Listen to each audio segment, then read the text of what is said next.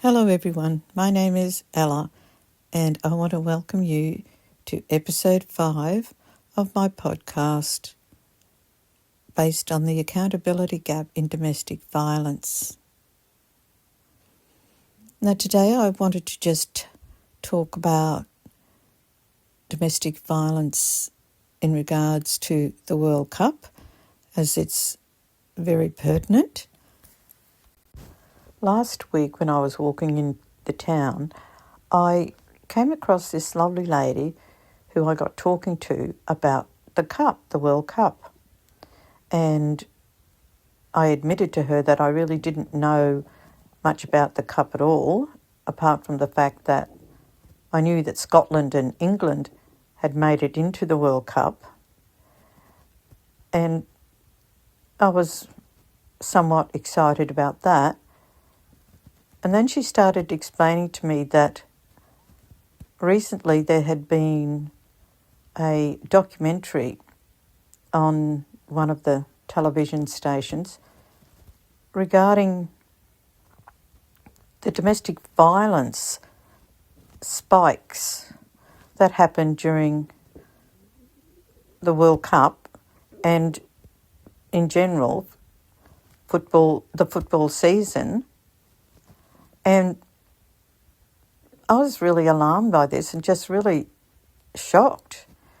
So when I went home, I just started to do some research about that, and I found that it was there was a study done by the Lancaster University, and they have found that reported domestic abuse incidents increased by 26% when England won or drew, and by 36% when England lost during major international tournaments. And they also found a broader tournament effect with domestic abuse reports increasing throughout major tournaments such as the World Cup and the Euros. That is a bizarre thing to find, this tournament effect. So I'm learning all of this new and quite troubling information the deeper I dig into domestic violence. And I mean, the tournament effect, unbelievable. So the tournament effect is actually discussing not only international games, but apparently home games as well. Why should there be a tournament effect? I mean, that just sounds so bizarre. It's like just another excuse, isn't it? Like,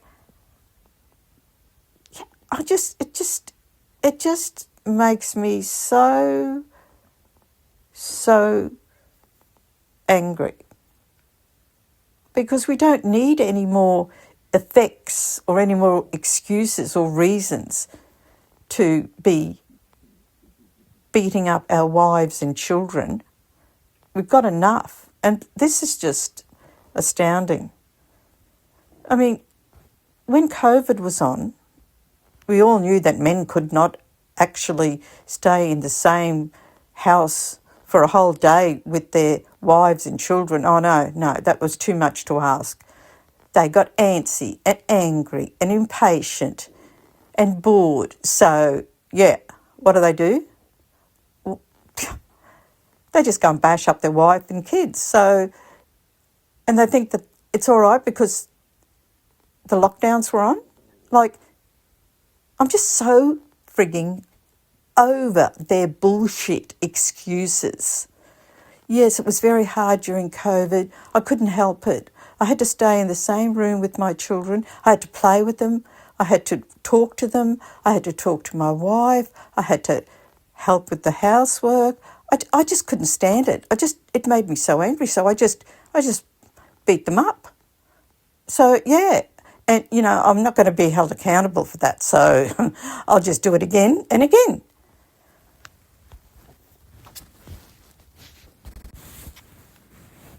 just a couple of facts here about COVID. I don't want to talk too much about that because I'm more interested in talking about the tournament effect during this episode. But the statistics for domestic abuse in England and Wales are just staggering. It says 259,324 domestic abuse related offences were recorded between March and June of 2020. That statistic really makes me cry. It breaks my heart because remembering that most domestic violence victims don't report their crimes, so that's just absolutely appalling. But anyway, just back to this research and the information that I have about the tournament effect. Apparently the evidence isn't new for this phenomenon. Researchers have been documenting increased domestic abuse around major football tournaments for more than a decade. So apparently they're still investigating. Campaigns exist, police know the risks, and charities know the risks, and yet many members of the public have never been warned. I didn't know anything about it, so I was really grateful to that lovely lady for just explaining this situation to me. But why is awareness still largely confined to specialist organisations rather than being part of the mainstream tournament coverage? Well, I bet you everyone's got an opinion about that. And if you're a domestic violence survivor, you know very well why the public are not informed about these disgusting statistics, especially during the World Cup. And in my opinion, it's got to do with money. Advertisers' money. Immoral and unforgivable. Broadcasters invest heavily in tournament rights. Sponsors spend millions associating their brands with excitement and national pride and celebration. And host nations and governments often promote tournaments as positive, social and economic events. Sports organisations generally want the public conversing about the sport itself, not about the social impact and the harm that is associated with these events. And that is, in my opinion, it's very sad to me to realise that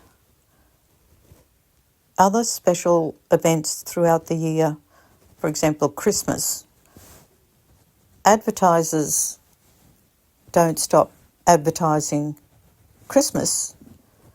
But alongside that, you do see many advertisements talking about road closures or road conditions, drink driving, wearing your seatbelt, making sure that your car has good tread on its tyres and that it's registered, insured. Some public health campaigns over the years that are very interesting and I would like to draw some parallels with are the drink driving campaign. That was, a very important and still an ongoing campaign. We've had the road safety campaigns around Christmas and New Year, every Christmas and New Year, which is fine. They should be, especially about seatbelts and speeding. There's public health campaigns during heat waves, telling people to look out for each other and to check in on the elderly and stay hydrated. Then we have specific streaming channels and television channels and print media that are specifically connected to gambling and betting of all sorts. And even those advertisers always have down the bottom of the screen issues about gambling too much, or if you need help with this gambling problem, ring this particular number. And yet we don't see anything like that about domestic abuse crimes perpetrated by these violent thugs. And you don't expect advertisers to downplay the joy that you get from Christmas or even from these sporting events. But why can't they do both? Advertise the event alongside a warning, as they do with smoking and drink driving. I mean, that's the least they could do. And when is that going to happen? I remember years ago when smoking was widely promoted. It was the cool thing to do. And in the background, public health advocates argued time and time again that the public deserved to know not only the benefits, if there are any, but also the risks. Now, today, major sporting tournaments are overwhelmingly prevented from advertising smoking. I think it's even banned during television shows. So that was a really big, or it should have been a really big wake-up call for advertisers. Governments responded with restrictions on advertising, sponsorship, packaging and public health warnings. And some of those warnings and packaging are quite horrific, which is great because it shows the truth about what smoking does to people. And I do know and understand that major sporting events are different because football, rugby and other sports are not themselves the harmful activity. Millions of people watch sport without becoming violent. And researchers are careful to say that football does not cause domestic abuse. And yes, we know that. Just like tennis doesn't cause domestic abuse. Swimming doesn't cause domestic abuse. But what it does, for people that are prone to have that angry, violent character, these sorts of activities or events, it sort of like gives them an excuse to take all their anger out on the people that are closest to them. And it's not good enough. It has to stop. It has to end. The only way it'll end is with severe penalties for the perpetrators and consistent advertising of the real life harm that it does. If domestic violence services and charities can predict the increased demand for their services, this,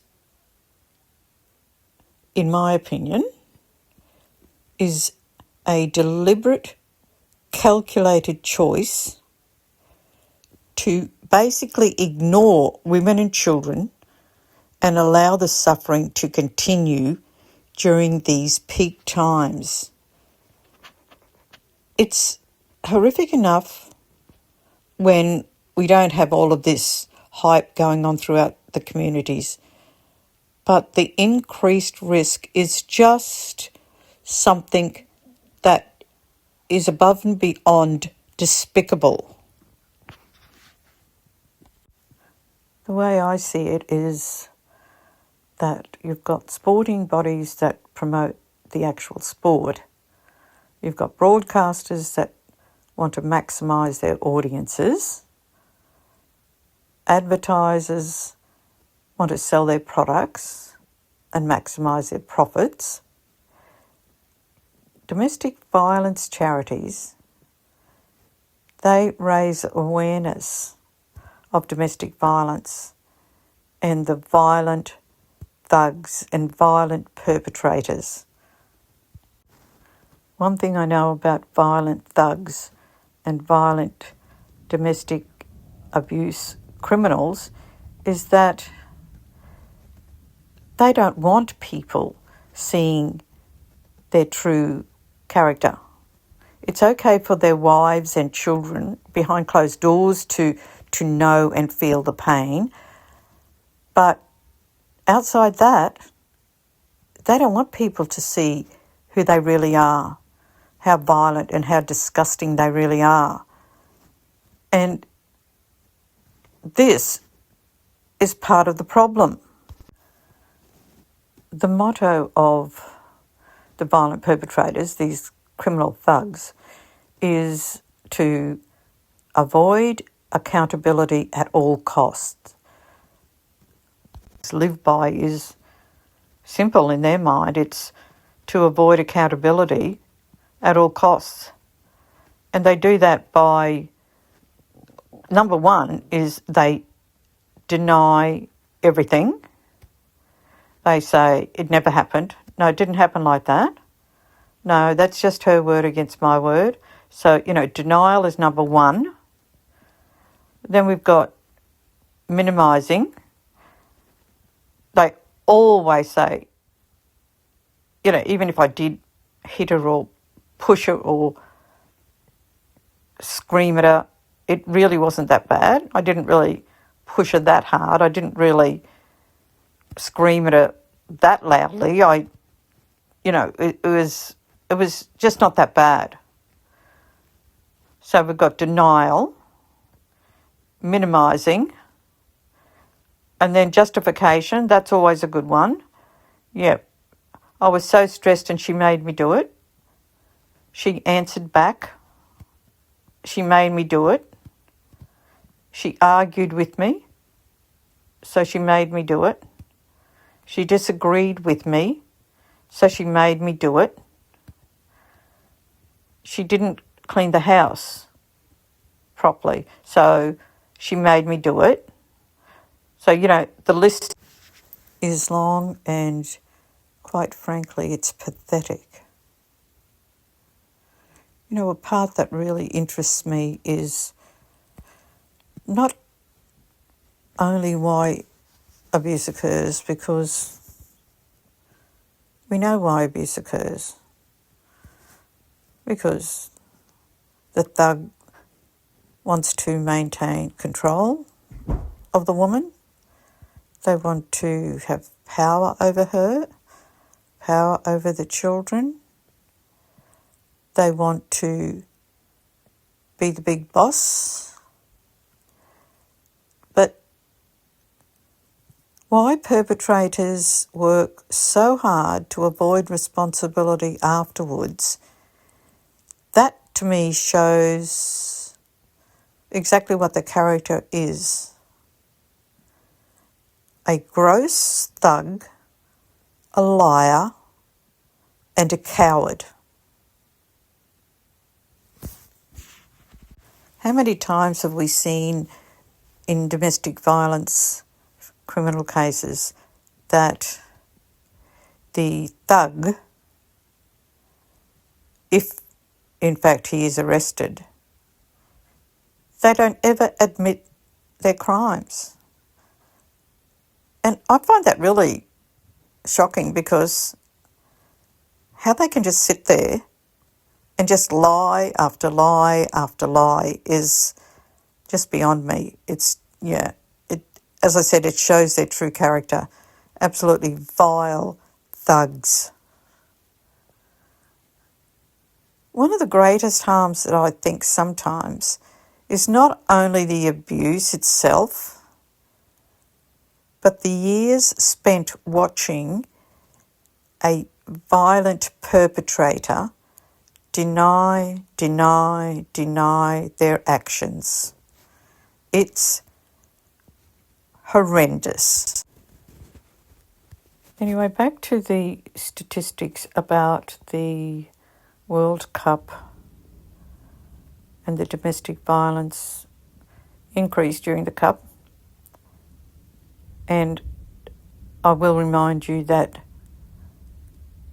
it's not only a UK thing.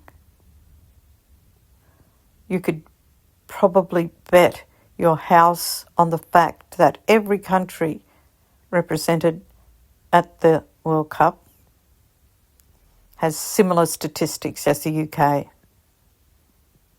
And that's so sad. I don't know whether anyone in the UK is deliberately downplaying these statistics, but what I do know is that many people have never heard them, despite the years of research. The gap between what is known and what is widely observed by the public deserves an in-depth governmental investigation, in my opinion. I might end this episode here, but before I go, I would like to just say to all the domestic abuse victims that there are services available. Please reach out. Don't suffer in silence, because, as I said, there are helplines and emergency services that can help you. So do not be afraid to call some of them. That's what they're there for, to help you. And on that note, I will say thank you all for listening, and take care, look out for each other, and I will see you next week. Thank you for listening, and bye for now.